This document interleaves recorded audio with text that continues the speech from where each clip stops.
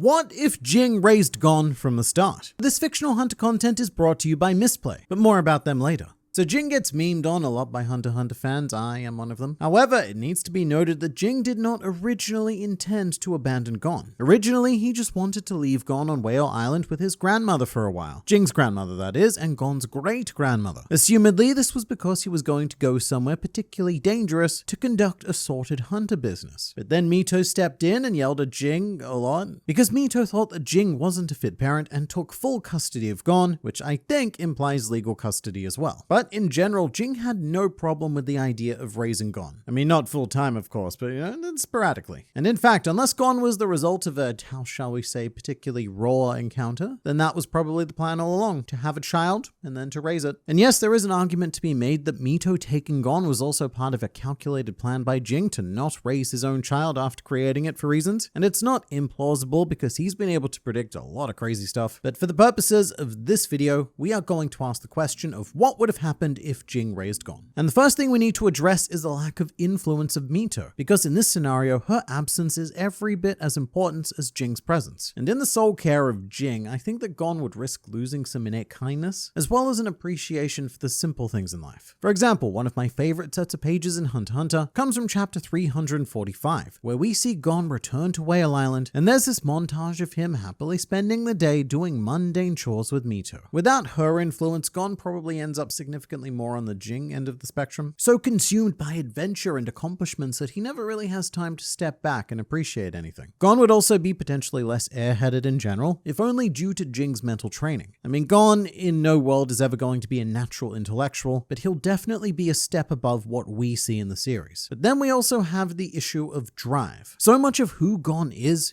comprised of his desire to meet his father, a desire which Ging used to train Gon from a distance, giving him a trail of trials to ultimately find him. So what would Gon's drive be if he was with Ging the whole time? I don't know if there would even be one, and he may actually end up becoming a lot like Killua, a child raised with a twisted but loving family and struggling with the idea of what he wants to be, like what he confided in Gon. You're cool for having all these goals. I don't have a plan. I don't know what I want to do with my life. There's a list of things that I don't want to do, like taking over the family business, so that's Killua, but Gon's case is different, because at heart, he's a natural hunter. And we saw this when he did finally find Ging and he told Mito, I don't know how to put it. I guess it wasn't that I wanted to see him. I realized after I saw him that my goal had been to find him. So it was never about Ging himself. It was about the hunt. So here's my proposal. What if instead of hunting for his father, Gon decided to hunt for his mother? The only reason why he shows no interest in his biological mother in the series is because he considers Mito his mother and therefore the case closed. So a very clever Ging thing to do could be to train his son in a similar way as he did to find him, but organizing all of the clues to lead to Gon's mother instead. So Gon's early life is probably shaped much like Killua's, just less sadistic, more training, less torture. Ging probably isn't going to do stuff like whipping and poisoning or electrocuting Gon, but I don't know if it's going to be much better either. It's not going to be an easy childhood, because Ging is going to understand the importance of building his son's physical abilities. That's the foundation. And once Gon has a solid foundation, I feel like Ging would go down the Silver Zoldyck route of dropping his son off at Heaven's Arena and telling him not to come back until he's reached the 200th floor. So for some reference, Killua was sent to Heaven's Arena when he was 6 years old. And whilst it only took him 2 months to conquer the first 150 floors, it took him a total of 2 years to reach the 200th floor. So under these conditions, even if Gon doesn't arrive at the same time that Killua does, that gives the boys a huge crossover period where they could meet and begin their friendship as the only 6 to 8 year olds competing at Heaven's Arena. However, even after being trained by Ging directly, I do still think that Gon will be lagging behind comparatively to the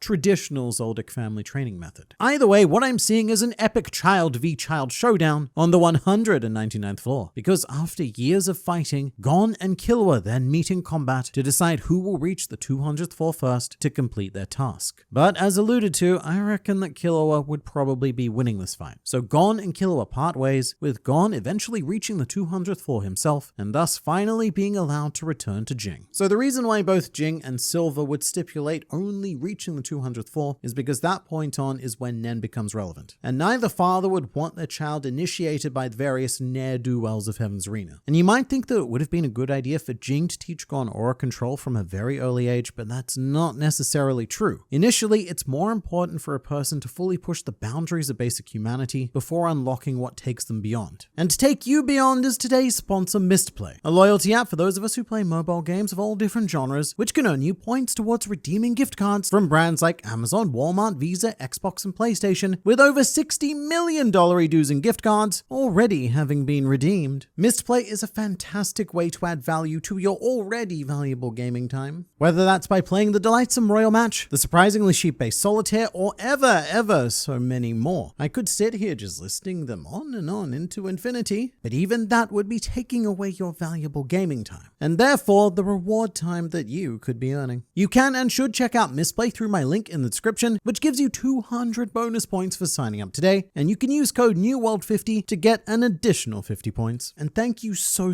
much to Mistplay, because it's sponsors like this that give us the ability to keep producing consistent Hunter x Hunter content. So give them a big thanks from us, but for now it's back to you. Me. A few short years later, Ging would prompt Gon to take the Hunter exam. Gon originally did this as his first clue to find Ging by following in his footsteps, but Ging will come up with some sort of clever way to convince Gon to take it by using his mother. And we can be pretty sure that it would be the 287th exam, just like in the series, because Ging took the Hunter exam when he was 11 years old, and thus he will see that as the path going forward for Gon as well. Unless he sees Gon as having even more potential than him, in which case he might even get the Gon to take the exam at 10 years old. Funnily enough, either way, Gon will run into Hisoka because he took both exams as well, having been disqualified for almost killing an examiner in the 286th exam. So there's no avoiding piquing Hisoka's interest. In any case, we're going to go with the 287th exam, and something very important about this is that Gon is unlikely to meet Kurapika or Leorio prior to the first official phase, or indeed at all. Gon met them because they were on the same ship which was passing through Whale Island. But if he's with Ging, then Gon could be anywhere in the world at this point, which is really bad news for both Kurapika and Leorio, because they very potentially failed the qualification exam, as the boat captain was less than impressed with their reasons to become hunters, and even took their starting a fight as a sign of withdrawing from the exam. And if Gon hadn't been there, I think the captain would have failed both of them, and we don't see either of them this year. Luckily enough, with his alternate upbringing, Gon shouldn't need the power of friendship to find his way to the exam site. In fact, Gon enters the 287th exam almost absurdly well equipped, and shouldn't really experience any hardship whatsoever. Other than the presence of Hisoka and Illumi, this exam is a joke to him, much like it was to Killua, who, speaking of, Gon will reunite with, and they'll form their historic duo. So without Leorio and Kurapika, there's no real way of telling how many people will make it through to the final, but I can guarantee you that in this state, Gon and Killua will definitely be two of them. But the outcome will be more or less the same, with Killua being booted by Illumi and causing a bit of a death scene, thus disqualifying himself, but qualifying Gon. And in good news for Gon, he might not end up getting demolished by Hanzo if he ends up facing him in round 1 again. Hanzo wasn't a Nen user, so this would end up being trained martial artist versus other trained smaller child martial artist. Now with his shiny new license, I imagine that Gon would go after Killua all by himself, because he's a big boy now, he's licensed and everything, and Gon probably doesn't even need to train to open the testing gates either, because we are way beyond that. And luckily there's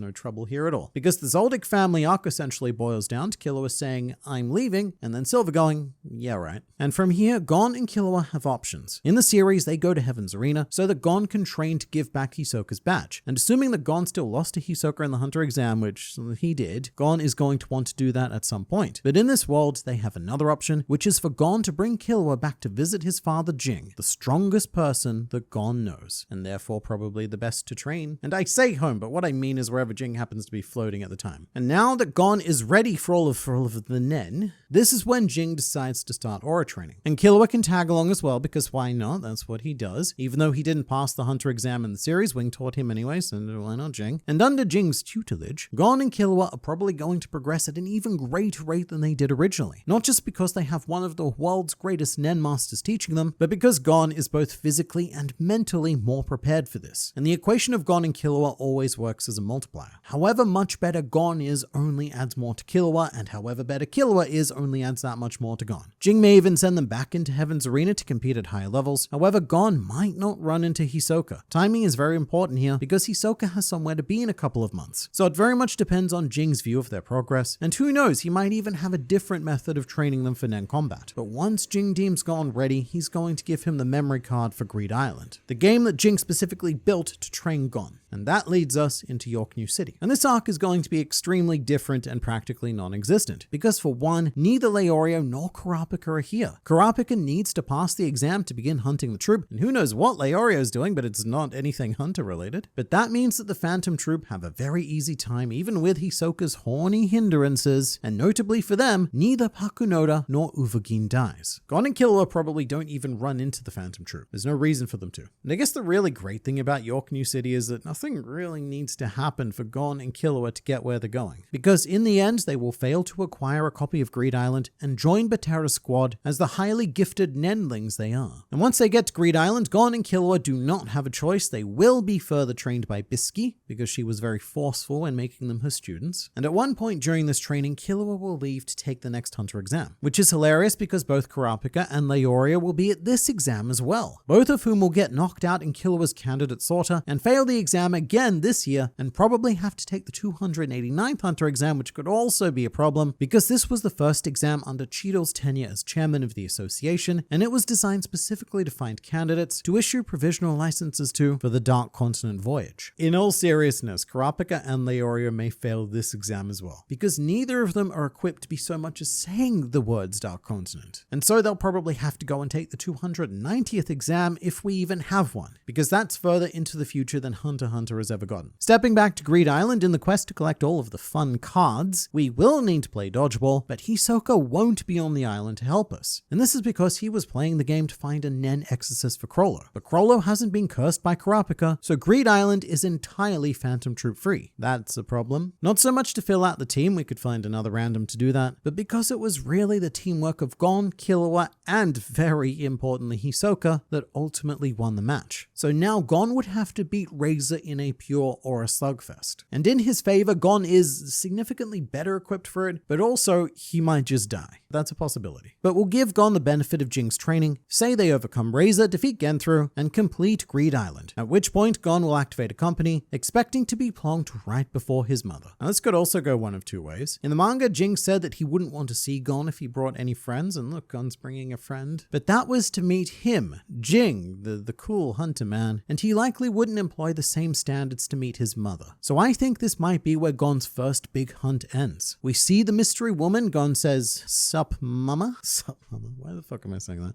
There is, of course, the minor issue of chimera ants happening elsewhere in the world, but that's the strange beauty of Hunter x Hunter. You could take the main character out of the story, and most events will still have the same outcome. Isaac Netero is going to successfully activate the poor man's rose against the king, which will poison both he and the royal guard fleeing after him, probably with much heavier losses on the extermination team, although Kite might not die. And I dare say from here, Gon as a fully fledged hunter will need to find a new goal. That might be to go to the Dark Continent with Ging, as Gon said he wanted to do if he still had Nen, but it could also be countless other things as well. Killua might even tag along because their relationship hasn't been damaged yet, which means that Alaka stays trapped, but Goto stays alive, and Kurapika isn't aboard the Black Whale 1, which will no doubt affect the entire outcome of the Succession War and potentially fate of the world. And that's what would happen if Ging raised Gon.